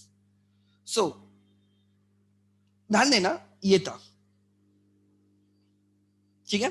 ये 4 वेरिएंट, एक्चुअली 9 वेरिएंट्स है नेशनल इनकम के, 9 वेरिएंट्स है। लास्ट ईयर के सिलेबस में टोटल 9 वेरिएंट्स थे, उसमें से 4 ही रखे, जीडीपी, उसका net GDP, net domestic product, GDP, NDP, gross national product and net national product, ऐसे 4 वेरिएंट्स आपके सिलेबस में टोटल थे, राइट। टोटल थे 9 वेरिएंट्स, टोटल नेशनल इनकम के 9 वेरिएंट्स थे। अभी हमारे इसमें, राइट, कितने खाली 4 हैं। Then let me check any question, किसी के है तो। Why we even include depreciation, like there is a benefit of including, there is no benefit हम लोगों को डैश डैश बनाने के लिए। गवर्नमेंट जीडीपी क्यों बात करती है, क्यों एनएनपी की बात नहीं करती? Because NNP is always less then GDP. India के केस में NNP is always less then GDP. GDP में हम लोग गवर्नमेंट को इतना गालियां देते हैं, तो एनएनपी में कितने गालियां देंगे? ठीक है, बेनिफिट ऐसे कुछ नहीं है, अलग अलग वेरिएंट से अलग अलग देख, चश्मे अलग अलग चश्मे से अलग अलग दिखता है, ठीक है। आपको क्या देखना है, आपकी मर्जी है। आप प्रॉफिट, ग्रॉस प्रॉफिट क्यों निकालते हो, क्या फायदा ग्रॉस प्रॉफिट का? फिर नेट प्रॉफिट, हम दोनों क्यों निकालते हैं? एग्जांपल देखने के तरीके हैं, ग्रॉस एडिशन कितनी है, नेट एडिशन कितनी है, ठीक है। ऐसे 9 अलग टाइप से नेशनल इनकम के, ट्राई टू अंडरस्टैंड। ये 4 ही आपके सिलेबस में। If someone can get the old economics book, उसको है ना एक एग्रीगेट चैप्टर भी मिलेगा, ऑलमोस्ट 30-35 पेजेस का, 30-35 पेजेस का, एंड नेशनल इनकम के 9 वेरिएंट्स भी मिलेंगे। तो इतने 9 की क्या जरूरत है? ट्राई टू अंडरस्टैंड, अलग अलग जगह पे अलग अलग चीजें यूज होती है, राइट। लोगों को जल्दी जीडीपी समझ में आता है इंडिया में, उनको एक्सपोर्ट इंपोर्ट रिसीट पेमेंट्स ये जल्दी क्लिक नहीं होता, तो जीडीपी बोला जाता है। पहले जीडीपी बहुत कॉमन था जब, right, economies were close economies, but जैसे से इकोनॉमीज ओपन हो गई तो जीडीपी का रिलेवेंस खत्म हुआ है। अब रिलेवेंस है एनएनपी का, राइट, या नेशनल इनकम का। डोमेस्टिक प्रोडक्ट की जगह नेशनल प्रोडक्ट का ज्यादा रिलेवेंस है, उसमें भी नेट का ज्यादा रिलेवेंस है। डज नॉट मीन्स कि ग्रॉस का रिलेवेंस है ही नहीं, ठीक है। सो अलग अलग टाइप से मैं बोल रहा हूं, which type is the most good is NNP, net national product. आगे ऐसे कुछ नहीं है कि उसका फायदा क्या है नुकसान क्या है, वैसे कुछ नहीं है। As a student of the economics you should understand that जब भी ग्रॉस बोला जाता है तो मतलब आपके दिमाग में आना चाहिए, अरे नेट नहीं लिया, नेट के टाइम हमें डेप्रिसिएशन माइनस करना होगा। अगर जब वो डोमेस्टिक प्रोडक्ट की बात करें तो हमें ये क्लिक होना चाहिए, they are not talking about the foreign sector, they are not talking about the net income from the abroad. और इंडिया के केस में net income from the abroad is a negative, try to understand. तो हमारा national product is always less than domestic product, ये भी उतना ही समझना important है। सो जब हमें कोई भी गवर्नमेंट लेटेड भी कांग्रेस और बीजेपी जीडीपी की बात कर रही है तो someone should be there to ask what is about the national income, we are not talking about the domestic product. Try to understand, ये लोगों को पता ही नहीं है पहली बात, एंड जिनको पता है उनका नंबर बहुत कम है। So which is the best? Obviously NNP. अगर आप मुझे इन सब में बेस्ट क्या बोलते हो, एनएनपी। कोई मुझे बोलता है जीपी इज बेटर और एनपी इज बेटर, मैं बोलूंगा एनपी इज बेटर, बिकॉज वो मुझे नेट दिखाता है। बट दोनों का रिलेवेंस अपने अपने जगह पे है, ये समझ लेना। आगे नेक्स्ट, ठीक है।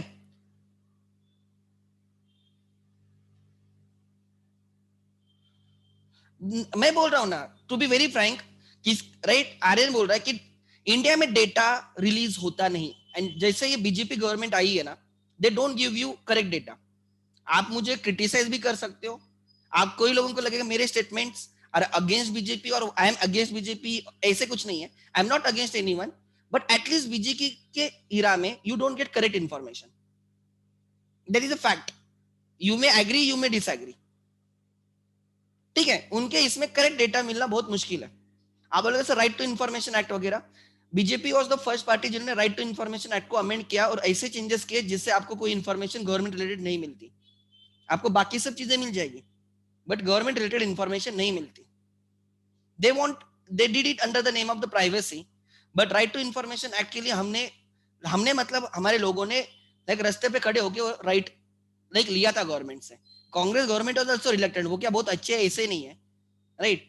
When they are into government all almost are same. Only one person can not change the entire team. Try to understand. खाली कोहली खेलने से टीम इंडिया जीतेगी ऐसे नहीं होता है. सब प्लेयर्स ने खेलना चाहिए. Last match is an example. ठीक है, ठीक है, मैं जस्ट बोल रहा हूँ आप लोगों को, ऐसे कुछ नहीं है. But you should have like, आपने कुछ भी बोला तो फॉलो नहीं करना चाहिए. आगे से आपको आपने पूछना चाहिए. जब कोई जीडीपी की बात करे तो आप उसको बोला एनएनपी के भी बारे में थोड़ा पर बात कर. Try to understand. ये भी इंपॉर्टेंट है. एंड इंडिया में the problem with the India is we don't have opposition party at all. सबसे पागल पार्टी बैठी है अपोजिशन में. That is a fact. So government, जब तक आप उनको क्वेश्चन नहीं करोगे, गवर्नमेंट भी रिस्पॉन्सिबल नहीं रहेगी. गवर्नमेंट को लगता है कोई नहीं है. फिर ऐसे भी हो सकता है दैट एटीट्यूड, हमारे घर में अगर आपको कोई नहीं पूछता आपके घर में, तो आपको जो है वो करोगे. लेकिन आपके मम्मी पापा आपको डांटते इसलिए आप कंट्रोल में रहते हो. तो अपोजिशन भी होना डेमोक्रेसी में इज वेरी इंपॉर्टेंट. कांग्रेस मुक्त India, I don't support that idea. Congress मुक्त idea, there should be opposition. हाँ, कांग्रेस मुक्त आइडिया चले, अपोजिशन मुक्त नहीं होना चाहिए. Opposition should be there to control who are in power. अगर कुछ गलत लेते हैं तो उसको कंट्रोल करने के लिए कोई ना कोई होना चाहिए इंडिया में. वो हमारे इसमें नहीं है. Try to understand. पहले जब कांग्रेस था तब नहीं था, आज बीजेपी तो नहीं है. धीरे धीरे बीजेपी ने अपना खुद की जगह बना ली. उनके एफर्ट्स है ट्रिमेंडस एफर्ट्स. एंड उतनी गलतियां कांग्रेस की भी है, उसमें कोई इश्यू नहीं है. बट ऐसे ना हो जैसे कांग्रेस ने किया बाद में जाके. ऐसे भी ना होना चाहिए. Right. Find out India. You will always get GDP data but you will never get NNP data. ये भी समझ लेना. एंड हमें तीन चीजें समझनी है. ये तीन मेथड्स ये मैं एक लेक्चर में ले लूंगा. I require entire 2 hours to right teach you 3 methods. Entire 2 hours to teach 3 methods. और वहां से हमारा मैक्सिमम चैप्टर खत्म हो जाएगा. एंड एक और लेक्चर लगेगा जिसमें हम डिफिकल्टीज एक्सप्लेन करेंगे. Right, these are the difficulties. Right, difficulties in measurement of national income. तो मैं आपको समझाने का ट्राई कर रहा हूं कि आपको, आप जो टेक्स्ट बुक में ना, वो एक just small part of the international income है. Try to understand. जब भी आप बात करते हो, like example the problem, right. अब जब डिफिकल्टीज समझोगे ना तो आपको जल्दी समझ में आएगा कि क्या प्रॉब्लम है. Like example of difficulty, theoretical जाने दो, difficult practical difficulty. Problem of double counting. समझ में नहीं आता कौन से यूनिट्स. पहले आर्य ने क्वेश्चन पूछा था, सर कैसे पता चलेगा क्या इंटरमीडिएट है. यही तो प्रॉब्लम है. हमें गेस वर्क करना पड़ता है कि चलो 40% इंटरमीडिएट रहेगा, 60% फाइनल रहेगा. हमें ऑप्शन ही नहीं है. Existence of non monetize sector. अरे ऐसे बहुत सारे जगह पे, right, transactions are settled not in the money. Barter system भी आज इंडिया में फॉलो होती है. उसके सिवा बहुत जगह पे, right, you can see, right, may be partly goods and services, partly in the money. ये भी प्रॉब्लम है. दूसरा, इनएडिक्वेट एंड अनरिलायबल डेटा. जो डेटा कलेक्ट करते हैं या जो गवर्नमेंट ऑफिशियल जाके डेटा कलेक्ट करते हैं, डू यू थिंक कि general public will give actual data to the government? देती है क्या कभी? या आप इनकम मेथड फॉलो करके आप इनकम लोगों के रिटर्न चेक करके नेशनल इनकम ढूंढने जाओगे. पहले तो इंडिया में only 2% of the entire population files incomes, file returns. India के 100 लोग हैं तो 2 लोग ही इनकम टैक्स रिटर्न्स फाइल करते हैं. अब सोच लेना, 98 people do not give their income details. हाँ, बिकॉज ऑफ मोदीज विजन की वो उन्होंने फाइनेंशियल इंक्लूजन के लिए लाइक जीरो सेविंग्स अकाउंट जो लाए, ये जो सब चल रहा है, बैंक्स जिस रेट से डेवलप हो रही है उसकी वजह से लोग चलो बैंकिंग के थ्रू काम कर रहे हैं. बट कितने लोग रिटर्न्स फाइल कर रहे हैं? 2% भी. मैं ज्यादा बोल रहा हूं, टू बी वेरी फ्रैंक. जाके चेक करो. Not more than 2% of the people files returns in India. इसलिए बोलते सीए को ज्यादा स्कोप है, बिकॉज वो नंबर इंक्रीज होने वाला है over a period of time. 2% पे इतना अभी इतने काम है. अगर वो 10% हो गया ओवर 10, 15, 20, 30 ईयर्स, तो आप देखो क्या स्कोप रहेगा. इसलिए बोलते हैं ये कोर्स, एग्जांपल, मैं एग्जांपल दे रहा हूं मैं आपको. There is a potential. लोग फाइल नहीं करते, तो हाउ कैन 2% पे आप 100% लोगों की कैसे इनकम, अगर आप इनकम मेथड फॉलो करते हो तो ये प्रॉब्लम है. अनरिलायबल डेटा होता है. उसके बाद डेप्रिसिएशन. अब डेप्रिसिएशन, चलो सर हम सबके P&L लेंगे, कितना डेप्रिसिएशन डेबिट किया है वो देखेंगे. आप हर एक अलग अलग मेथड फॉलो करता है. आपके फाउंडेशन के सिलेबस में 8 मेथड्स है डेप्रिसिएशन की, तो हर कोई अपने अपने तरीके से डेप्रिसिएशन फॉलो करता है। तो आप जो माइनस करने वाले हो ग्रॉस से डेप्रिसिएशन, वो कौन से बेसिस पे माइनस करने वाले हो ये भी नहीं फिक्स है, कितना रेट लगाना है, कितनी लाइफ है उसकी, no one knows. So illiteracy and ignorance, लोगों में पता ही नहीं है the importance of the accounting, books maintain करने का। या फार्मर्स देखो, दे डोंट नो, उनको ये भी नहीं पता होता उन्होंने प्रॉफिट कमाया लॉस कमाया, वो भी नहीं पता होता उनको। Ignorance, right. Capital gain and losses, देखो ट्राई टू अंडरस्टैंड। मैंने बोला रीसेल जब होता है, रीसेल, मैंने एक फ्लैट परचेस किया और मैंने 2 साल के बाद सेल किया, जब मैं 2 साल के बाद सेल करूंगा इट इज रीसेल, वो नेशनल इनकम के लिए नहीं कंसिडर किया जाता, बट उस पर प्रॉफिट हुआ है ना, तो वो नहीं आ रहा है नेशनल इनकम में, बिकॉज हम final goods and services first time की बात कर रहे हैं, हम रीसेल नहीं कंसिडर करते। स्टॉक एक्सचेंज पे शेयर परचेस सेल होते हैं, उसकी किधर बात हो रही, नहीं हो रही। अब स्टॉक एक्सचेंज कितना बड़ा मार्केट है, बट वहां पे रीसेल है तो हम वो नहीं कंसिडर करते। तो डू यू थिंक कि जो नेशनल इनकम है इंडिया की वो कुछ भी नहीं, जो एक्चुअल फिगर आती है ना वो कुछ भी नहीं है। हमारी इधर बेटिंग कितनी होती होगी मैचेस में, सोचो, इलीगल है। Betting should be made legal in India, should be made legal in India, क्योंकि ऑलमोस्ट हमारे 80% पॉपुलेशन मैचेस देखती है, they understand it will help them to generate the income. I am in favour betting legalize करने के। लोग इतना time spend करते हैं तो कितना प्रोडक्टिव टाइम अपने आप हो जाएगा, लोग बेटिंग करना स्टार्ट करेंगे। बेटिंग, प्रॉपर बेटिंग बोल रहा हूं मैं। इतने लोग वैसे टाइम वेस्ट कर रहे हैं, उनको काम तो मिलेगा उससे, आपको कितना प्रोडक्टिव आवर्स मिलेगा। अभी वो अनप्रोडक्टिव है, मैच देखते दिन भर, कुछ मिलता नहीं उससे। Try to understand. सो अगर वही लीगलाइज हो जाता है तो ये पैसे अपने आप नेशनल इनकम में आ जाएंगे, बिकॉज वो लीगल हो गया। दूसरी बात, राइट, दूसरी बात, ये लोग टाइम पास जो हो रहा है वो प्रोडक्टिव आवर्स में कन्वर्ट हो जाएगा, right. Then therefore in many countries betting is legal, try to understand, in developed countries they regulate it properly। जैसे स्टॉक एक्सचेंज स्पेक्युलेटिव मार्केट है, काइंड ऑफ बेटिंग, आपको लगता है प्राइस इंक्रीज होगी decrease होगी, इट इज स्पेक्युलेटिव है। वैसे wicket गिरेगी नहीं गिरेगी वो स्पेक्युलेटिव होगा ना, सिक्स मारेगा नहीं मारेगा। अगर उसको ठीक से कंट्रोल किया जाता है, जैसे सेबी है कैपिटल मार्केट को रेगुलेट करने के लिए, अगर ऐसे कोई बॉडी बन के अगर उसको लीगलाइज करते हो तो देन, राइट, इंडिया में सबसे ज्यादा प्रोडक्टिव आवर्स जनरेट होंगे, ये जो अभी अनप्रोडक्टिव है। देन आगे ध्यान देना, right, difficulties in classification working population, ये भी प्रॉब्लम है, कौन वर्किंग है कौन नहीं ये समझ में नहीं आता है। आपके सिलेबस में नहीं है, बट से सीपीटी में था कि आपको पॉपुलेशन एक्चुअली जो एम्प्लॉयमेंट रेट कैसे मेजर किया जाता है, आप हंसते, लेकिन इंडिया में क्या मेजर किया जाता है, एक दिन भी आपको पूरे साल में एम्प्लॉयमेंट मिलता है ना तो you are treated as employed. ये जो गवर्नमेंट, कोई भी गवर्नमेंट हो, जो गवर्नमेंट फिगर्स रिलीज करते हैं ना, आपने उनको पूछा है आपका बेस क्या है, वो जो बेस होता है ना, एक दिन भी पूरे साल में आपको जॉब है ना तो you are treated as employed, and वो फिगर्स रिलीज करते। ऐसे अलग अलग बेसिस है और हमें लगता है इतना एम्प्लॉयमेंट हायर है, एक दिन भी आपको जॉब है, you are treated as employed in that figures which are announced by government. And उस पे हम हमारे दोस्तों के साथ झगड़े करते उनको समझाने में कि कितनी डेवलपमेंट हो रही है या कितने हम अंडर डेवलप है, दोनों तरीके से। अरे जो वैल्यूज आ रहे उसके बेस क्या है, उसके कैलकुलेशन कैसे किया वो नहीं पता, सीपीटी में था वो। मैं आपको खाली ये बोल रहा हूँ कि don't follow WhatsApp, don't follow media, never. जाओ खुद गूगल पे सर्च करो, विकिपीडिया पे आपको बहुत सारी चीजें मिलेंगी। Fun, right, as a fun बोल के आप थोड़ा फैक्ट चेक करते चलो, ये जो फिगर आई उसका बेस क्या है। Valuation of inventories, inventories because inventory is asset, उसका वैल्यूएशन के अलग अलग मेथड्स है। कोई लोग एक्स्ट्रा वैल्यू पे वैल्यू करते प्रॉफिट ज्यादा दिखाने के लिए, कोई लोग कम करते प्रॉफिट कम दिखाने के लिए।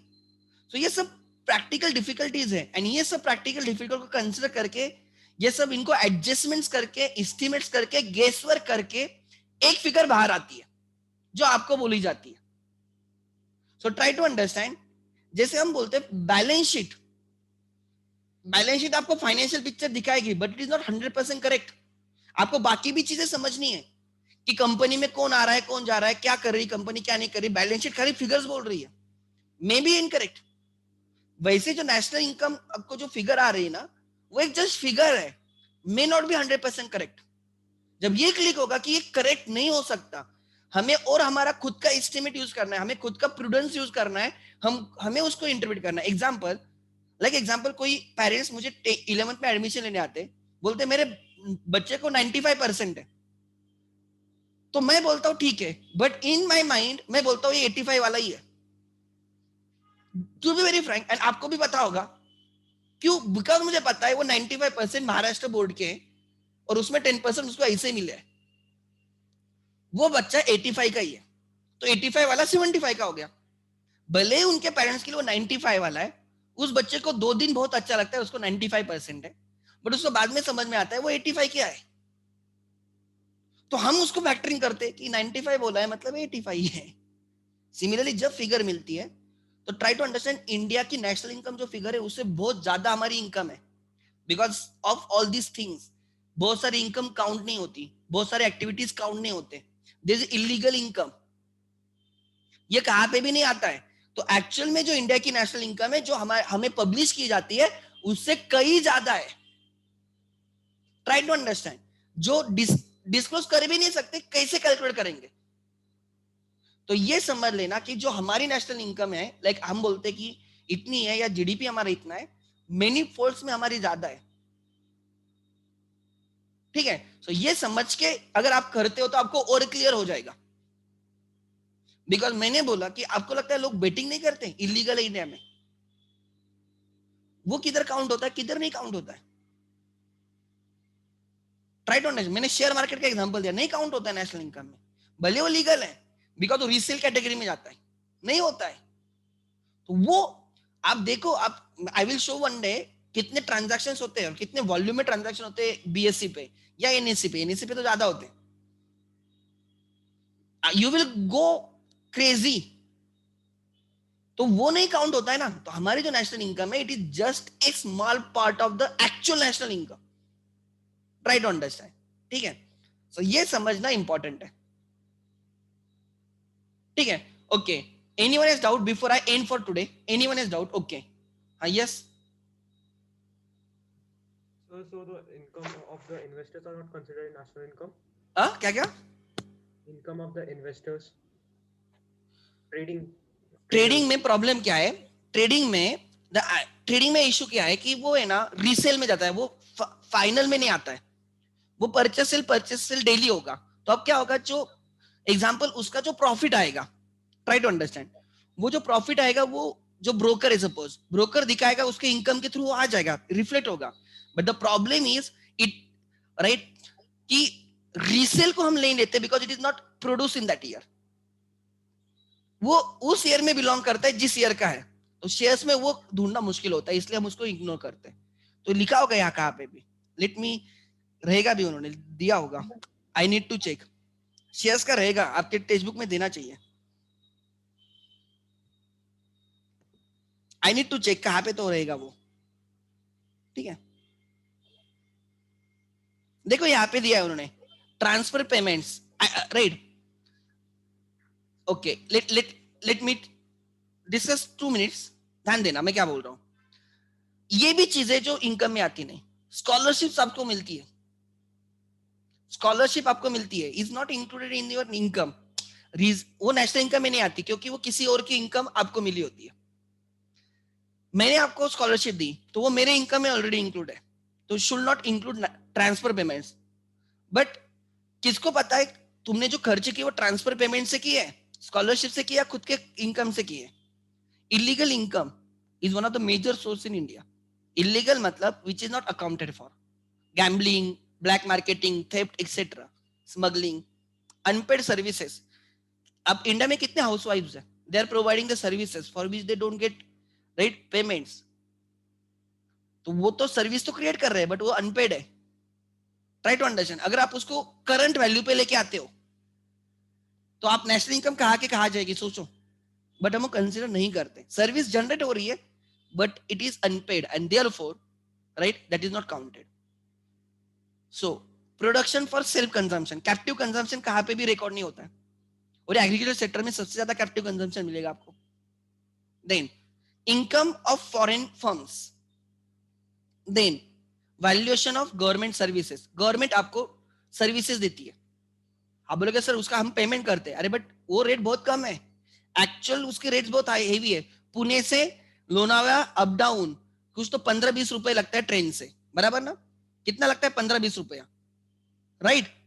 आप मुझे बोलो एक्चुअल में उसकी वैल्यू 15-20 रुपए है क्या? नहीं, उसकी वैल्यू तो 50-60 रुपीज रहेगी सपोज।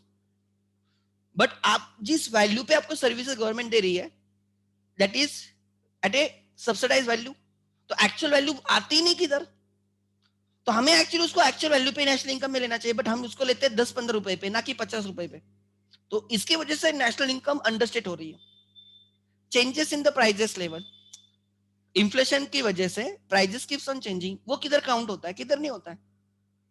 तो मैं वही बोल रहा हूं आप लोगों को कि जो नेशनल इनकम आपको इंडिया में मिलती है, पहली तो बात that is not correct, not 100% correct, ऐसे मत बोलो कि not correct, not 100% correct, and it is in many ways is understated because of all these things. So actually हमारी नेशनल इनकम बहुत ज्यादा है, राइट? बहुत ज्यादा है जो दिखती नहीं, but still as compare to develop countries it is less. बहुत ज्यादा है मतलब खुश होने की बात नहीं है, as compare to develop countries we are still, right, हम उनके साथ कंपेरेबल नहीं है, ठीक है? सो ये चीजें हम नेक्स्ट लेक्चर में समझेंगे, 3 methods and difficulties.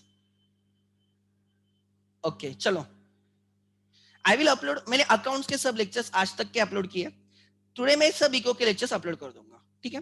Thank you.